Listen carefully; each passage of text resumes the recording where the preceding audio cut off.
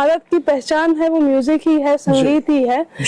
तो हम जो पुरानी पद्धतियां हैं संगीत की, जिस तरह से पहले हुआ करता था, वही अक्सर अपने चैनल पे हम वैसे भी संस्कृति दिखाते हैं। तो संगीत में पखावज, श्रवण सुंदर नाम गणपति ज्ञान नाथ गजानन त्रिगर्धान भगतिट दंत त्रिगर् लंबोदर एक दंत।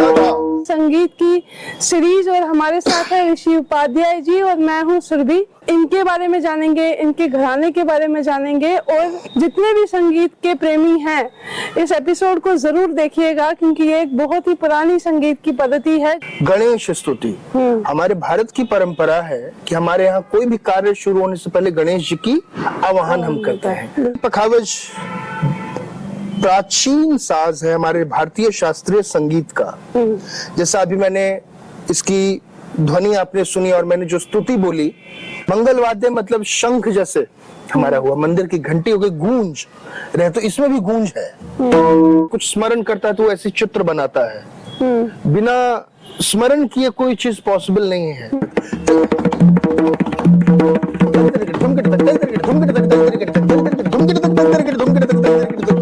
आटा लगाया है, आप देख सकते होंगे, आप सभी भी देख सकते होंगे। अच्छा, कोई इमेजिनेशन थी कि डमरू हमारा ऐसा है, भगवान शंकर का तो डमरू ही है त्रिशूल पे बना, तो उन्होंने डमरू का स्ट्रक्चर ही इसको देखिए, ये भी देखने में डमरू ही है। हाँ। और ब्रह्मा जी ने और विष्णु जी ने कहा गणेश जी को कि यहाँ सामवेद लाना जरूरी है, तभी गुस्सा उनका ठंडा होगा, तांडव मुद्रा उनकी।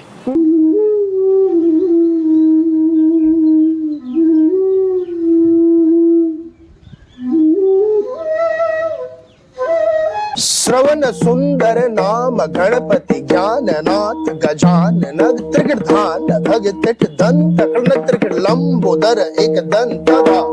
अग्रभम अग्रभम गणानाथ गणपति गणेश लंबोदर सोहे पूजाचार एक दंत सुंद सुंद मनमोहे ब्रह्मा विष्णु महेश ताल दे ध्रुपद गावे अति विचित्र गणनाथ आज मृदंग बजावे, आज मृदंग बजावे, आज मृदंग बजावे। धगन धग तिट धगन धग तिट धगन थिट थिट धगन थिट धा घन नग तिट कत तग तिट करदा कदा करतक तिरकतक धा तिरकतक तिरकतक धीता काम धा प्रधान धाति धग दिगन धाति गन धग दिगन धा प्रधान धाति धा प्रधान धाति धा प्रधान धाति धग दिगन धाति गन धग दिगन धा प्रधान धाति धा प्रधान धाति धा प्रधान धाति धग दिगन धाति गन धग दिगन धा प्रधान धाति धा प्रधान धाति धा। वाह, नमस्कार। भारत मेरे साथ यूट्यूब चैनल और भारत मेरे साथ फेसबुक पेज पे आप सभी का स्वागत है। आप सभी जानते हैं कि हम कई सारी सीरीज आपके सामने लेके आते हैं और आज से हम शुरू कर रहे हैं संगीत की सीरीज और हमारे साथ है ऋषि उपाध्याय जी और मैं हूँ सुरभि। आज हमने अपना इंस्ट्रूमेंट चुना है, वो है पखावज, और ऋषि उपाध्याय जी की एक्सपर्टीज पखावज में है। हम इनसे समझेंगे कि पखावज आखिर है क्या और इनके बारे में जानेंगे, इनके घराने के बारे में जानेंगे और जितने भी संगीत के प्रेमी हैं इस एपिसोड को जरूर देखिएगा, क्योंकि ये एक बहुत ही पुरानी संगीत की पद्धति है जो हम आपके सामने लेके आ रहे हैं। तो ऋषि जी, हम कहते हैं भारत मेरे साथ, तो भारत अगर हमारे मेरे साथ हैं तो आप जैसे कलाकार को मैं जरूर अपने शो पे लेके आती हूँ कि हम जान पाए कि भारत में जो संगीत की संस्कृति है, जो भारत की पहचान है वो म्यूजिक ही है, संगीत ही है। तो हम जो पुरानी पद्धतियां हैं संगीत की, जिस तरह से पहले हुआ करता था, वही अक्सर अपने चैनल पे हम वैसे भी संस्कृति दिखाते हैं। तो संगीत में पखावज, पहले जानेंगे आपके घराने के बारे में, थोड़ा सा आपके बारे में, फिर हम इंस्ट्रूमेंट पाएंगे। सबसे पहले तो आपको नमस्कार, हमारे सभी श्रोताओं को नमस्कार, भारत मेरे साथ के सभी कार्यकर्ताओं को मेरा नमस्कार और भारत के सभी भारतवासियों को मेरा नमस्कार। चूंकि पखावज प्राचीन साज है हमारे भारतीय शास्त्रीय संगीत का। जैसा अभी मैंने इसकी ध्वनि आपने सुनी और मैंने जो स्तुति बोली, गणेश स्तुति, हमारे भारत की परंपरा है कि हमारे यहाँ कोई भी कार्य शुरू होने से पहले गणेश जी की आवाहन हम करते हैं। तो इस कार्यक्रम की शुरुआत में मैंने गणेश जी को स्मरण करते हुए हम सब ने शुरुआत किया। हमारे परंपरा में और पखावज वादक में पखावज के परंपराओं में ये चीज होनी बहुत जरूरी है। और पखावज भगवान गणेश का साज भी है। हाँ, बिल्कुल। इसके सिद्ध वादक भगवान गणेश जी हैं। तो हमारी परंपरा पंडित वासुदेव उपाध्याय पखावज परंपरा, जो कि 550 वर्ष पुरानी है, और आप सभी लोगों की अपने गुरु की आशीर्वाद से, अपने पिताजी माताजी के आशीर्वाद से मैं 15वीं पीढ़ी रिप्रेजेंट कर रहा हूँ इस वक्त। अच्छा। अपने घराने की। और ये सिलसिला सिर्फ पखावज नहीं, हमारे यहाँ ध्रुपद गायकी भी है, गायन भी है। मैं भी खुद थोड़ा बहुत गा लेता हूँ, क्योंकि सुर चाहिए मिलाने के लिए पखावज को, तो उसके लिए गाने का नॉलेज होना बहुत जरूरी है, सुर का। तो ये परंपरा जैसा मैंने बताया 550 वर्षों से एक दिग्गज पखावज वादक आए, मेरे द ग्रेट ग्रैंडफादर पंडित वासुदेव उपाध्याय जी, जिन्होंने पखावज के फील्ड में इतना कार्य रहा है उनका, इतनी सिद्धि उन्होंने प्राप्त की उस वक्त पे, कि हमने अपने परंपरा को उनका नाम दिया है। अच्छा। उनके ऊपर हमने इसको नाम दिया। जनरेशन उससे भी पहले से चली आ रही है। वैसे तो हम हरिदास जी के वंशजों से बिलोंग करते हैं। स्वामी हरिदास जी जो ध्रुपद के महान रचयिता थे और मेहतान सिंह जी के गुरु थे। तो उसके बाद मेरे दादाजी पंडित राम जी उपाध्याय जी, जो कि बहुत बड़ा नाम है पखावज क्षेत्र का, उनके भाई पंडित बलदेव उपाध्याय जी।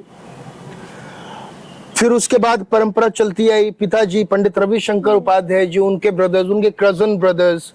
तो एक बहुत बड़ा हमारा पखावज का अपना परिवार है, जो आज बहुत अच्छा कर रहा है और पखावज को अच्छे पायदान पे ले गए हैं। पिताजी का बहुत कार्य है इसमें, उनका अलग अपना एक सोच विचार होता था, पखावज को लोकप्रिय कैसे बनाएं। अच्छा। देखिए चीजें, हम पखावज है वही धाधा दिनता किरधा दिनता तिरकधा चौताल धमार और भी कई ताले हम सूल ताल तीव्रा ताल बजाते रहते हैं, लेकिन कुछ ऐसा नया जो कि आज की जनरेशन को इसकी ओर अट्रैक्ट करे, अपनी ओर ये खींचे पखावज, तो उसको नया थोड़ा खूबसूरत अंदाज क्या दें कि ये कानों को सुनने में और आज की यूथ इसको अडॉप्ट करे। तो क्या कुछ नया कर सकते हैं। तो पिताजी का मेरे बहुत बड़ा योगदान रहा है इसमें।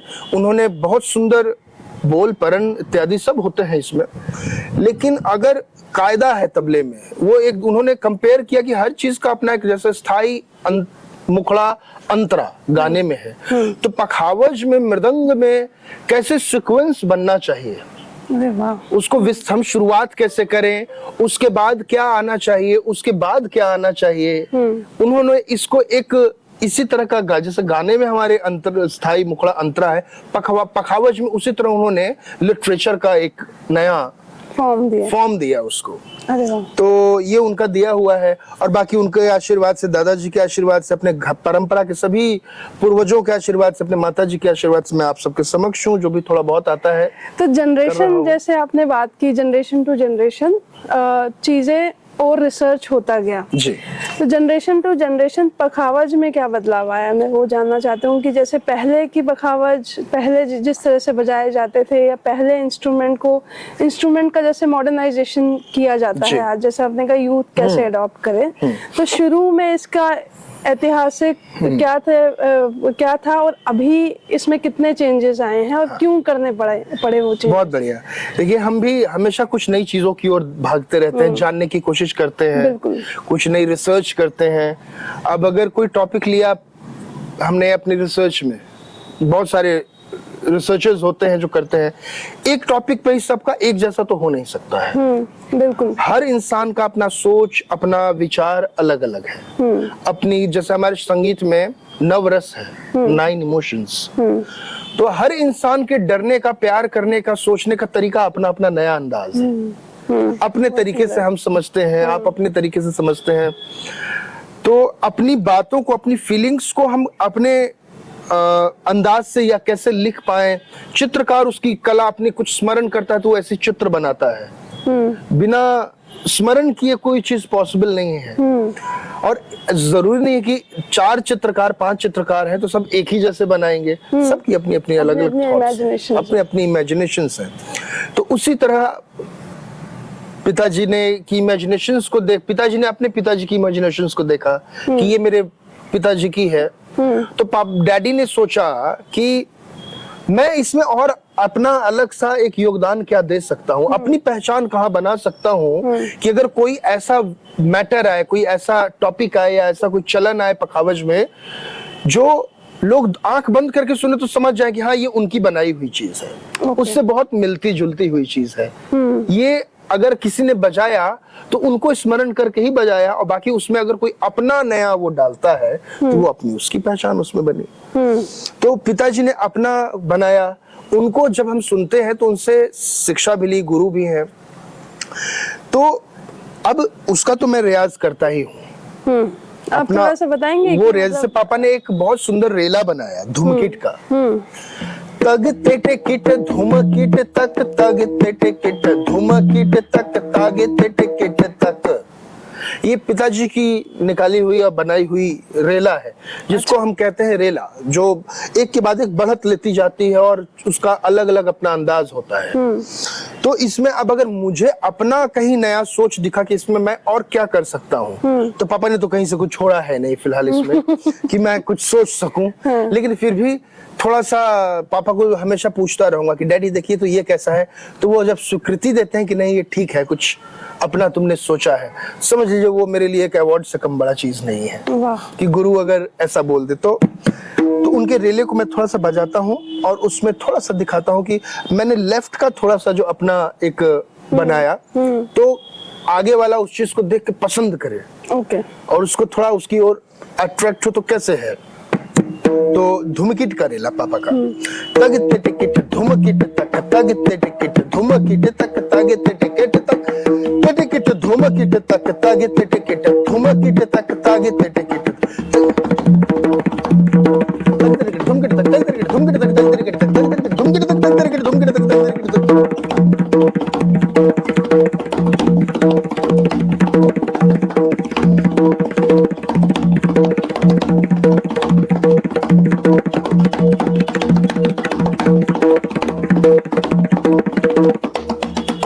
अब ये इसको पूरा रखे रहना और लय में, और लय चलता रहे।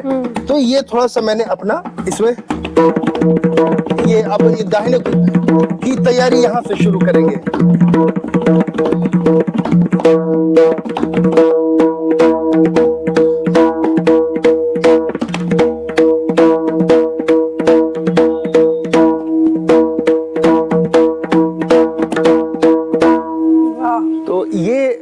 मैंने जो लेफ्ट का दिखाया कि अगर रखा हुआ हूँ और दाहिना खाली है तो दाहिने के अंग से हम लिए जा रहे हैं और बायां चल रहा है। अच्छा, इधर जो है ये गूंज रही है आवाज यहाँ से। हाँ, अब थोड़ा सा इसकी बनावट अगर समझाएंगे। हाँ, यहाँ से गूंज रही है, वहाँ से आवाज हल्की है। हाँ, वहाँ बड़ा है और यहाँ से आते आते मतलब दोनों का अपना अलग अलग साउंड है। वही मैं पूछना चाह रहा हूँ। इसमें मैंने चूंकि आटा लगाया है, आप देख सकते होंगे, आप सभी भी देख सकते होंगे, इसमें आटा लगा है। आटा और कौन इस सा तरफ को लगाया जाता है? जी मैं बताता हूँ। और इस तरफ को स्याही लगी है जो तबले में भी होती है। हाँ, ठीक है। और पखावज के बाद ही तब पखावज को ही दो भाग में करके तबला बनाया गया। पखावज को कहते हैं तबले का फादर। ओके। हाँ, इस तरफ से स्याही लगी है। तो इधर का साउंड थोड़ा एक शार्प साउंड है और इधर गंभीर है, थोड़ा डीप साउंड है, थोड़ा नाद स्वर जिसे हम कहते हैं नाद स्वर। और जब हम आटा इसलिए लगाते हैं क्योंकि इसको कहा गया है पखावज को मंगल वाद्य। मंगल वाद्य मतलब शंख जैसे हमारा हुआ, मंदिर की घंटी हो गई, गूंज रहे, तो इसमें भी गूंज है। देखिए जबकि हम ओपन में हैं, अगर इसी को हम बंद चार दीवारियों के बीच अगर हम जैसे रियाज करते हैं, उसकी गूंज और भी देर तक रहती है और उसका जो इमेजिनेशन, उसका जो सेंसेशन होता है लास्ट का, वो और लंबा जाता है। तो इसको कहा गया है कि इधर का बायां इसलिए कि ताकि इसमें से गूंज निकले, और आटा ही इसलिए लगाते हैं क्योंकि ये भारतीय परंपरा का सबसे पहला वाद्य माना गया है जिसको भगवान शंकर ने इसका आविष्कार किया है। अच्छा। और इसलिए आदिकाल से हम कहते हैं कालों में आदिकाल। तो एक ये ऐसा साज है, यही प्रमाण है हमारे भारतीय शास्त्रीय संगीत का कि आदिकाल में अगर कोई साज पखावज आया तो हमारा भारतीय शास्त्रीय संगीत उस वक्त से चला आ रहा है। वो बात अलग है, विद्वान आए, इसकी अपनी रचना किए, इसमें उन्होंने अपना, विद्वानों ने एक वर्ण दिया, इसको, इसका लिटरेचर बनाया, ग्रामर बनाया, लेकिन हमारा संगीत आदिकाल से चला आ रहा है। माँ सरस्वती के हाथ में हम वीणा देखते हैं, बिल्कुल। तो इसका मतलब है हम, भगवान कृष्ण के हाथ में मुरली है, कि हमारा संगीत तब से चला आ रहा है। इसको देवी देवताओं ने ही इसका सबसे निर्माण किया है। तो आटा इसमें बहुत बड़ा उपयोगी होता है, क्योंकि ये भगवान का बनाया साज है, तो शक्ति इसमें शक्ति तो है ही है। बिल्कुल। हमारे सामवेद के अंदर ये आता है, इसमें ये शक्ति है कि अपने सामने किसी को मंत्रमुग्ध कर देगा, उसकी सारी टेंशन चिंताओं को भी वो दूर कर दे। जहां आंख बंद हुआ पखावज सुन के या कोई भी संगीत सुन के, शास्त्रीय संगीत, उसकी फिक्र टेंशन उतनी दूर के लिए दूर, और वो चला गया आनंदमय अपने इमेजिनेशंस में। तो और ये आटा ही है जो इसके साउंड को गंभीर बनाता है। अच्छा। और इसके साउंड को, ध्वनि में जब धाता दिन तेटे ना ये सब नहीं बना था वर्ण, हम आज बोलते हैं धादा दिनता किटदा दिनता तरगिड़धा तरगिड़धा दड़े दड़े किटदा किटे, जब ये सब नहीं था तो एक ही शब्द था जो संगीत जिसको कहते थे, ओम। बिल्कुल। वो जो गूंज आई नाद से, जो शंख से निकली, जो मंदिर के घंटे से निकलती है, तो वो क्या था? तो निरंकार क्या? तो हमारा ओम। अगर आंख बंद करेंगे और इसकी ध्वनि को इमेजिन करेंगे तो ये भी कह रहा है ओम, ये धा। ये भी इसका अपना एक प्रोनाउंसिएशन है, इसकी अपनी एक बोलने की तरीके है। हर साज बोलता है। हमारा हाथ है, डिपेंड करता है हमने रियाज कैसे किया, उसको कैसे हम यूज कर रहे हैं, कितना प्रैक्टिस किया है, तो तब जाके कोई साज। ओम अगर सुनना है तो यही है ओम का गूंज। और ये इसलिए आया क्योंकि इसमें बाएं में आटा लगा है और ये नाद है। सबसे बड़ा नाद इसी को माना गया है हमारे भारतीय शास्त्रीय संगीत के ताल वाद्य इंस्ट्रूमेंट में। और ये पूरा मतलब लकड़ी से ही बनाया जाता है कि इसमें और भी कोई? हाँ, मैं उसी पे आता हूँ। अब जमाना आ गया थोड़ा सा, मैंने कहा ना चेंज होता गया जमाना। मैं कहीं पे देख रहे थे कि पीतल के भी बनते थे। जब भगवान शंकर ने इस साज का आविष्कार किया तो वो त्रिपुरासुर नामक राक्षसों के जो इष्ट देव होते थे वो भी भगवान शंकर।